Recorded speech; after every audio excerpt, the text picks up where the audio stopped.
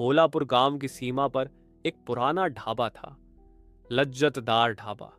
ढाबे का मालिक था भोलू, करीब 40 साल का, गोल चेहरा, बड़ी मूछें और हमेशा कान के पीछे पेंसिल फंसाए घूमता रहता था। उसका कहना था, मेरे ढाबे की दाल में ऐसा तड़का है कि लोग शहर छोड़कर गांव आ जाते हैं। रात के समय ढाबे से अजीब आवाजें आने लगीं, कभी किसी के हंसने की, कभी बर्तन गिरने की और कभी कोई गाना गुनगुनाने की। लोगों में बात फैल गई, भोलू के ढाबे में कोई आत्मा रहती है। भोलू पहले तो हंसता रहा, अरे भाई, आत्मा को भी अगर मेरी दाल पसंद है तो स्वागत है। पर जब 2 बार उसका रसोइया लल्लन डर कर भाग गया तो भोलू को खुद शक होने लगा। ढाबा बहुत मशहूर था। बसों के ड्राइवर, ट्रक ड्राइवर, गांव वाले सब वहीं आकर खाना खाते। लेकिन कुछ महीनों से ढाबे के पास अजीब घटनाएं होने लगी।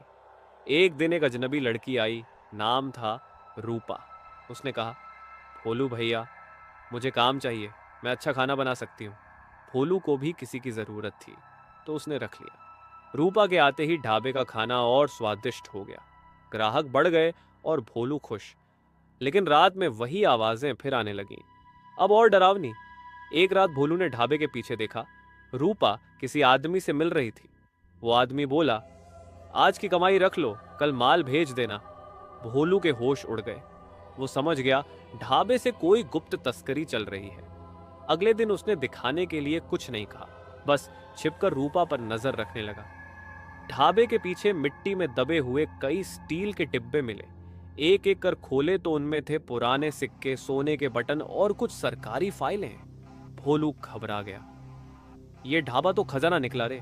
उसी समय रूपा पीछे से बोली, जो देखा वो किसी को बताना मत, वरना तुम्हारा भी वही हाल होगा जो लल्लन का हुआ था।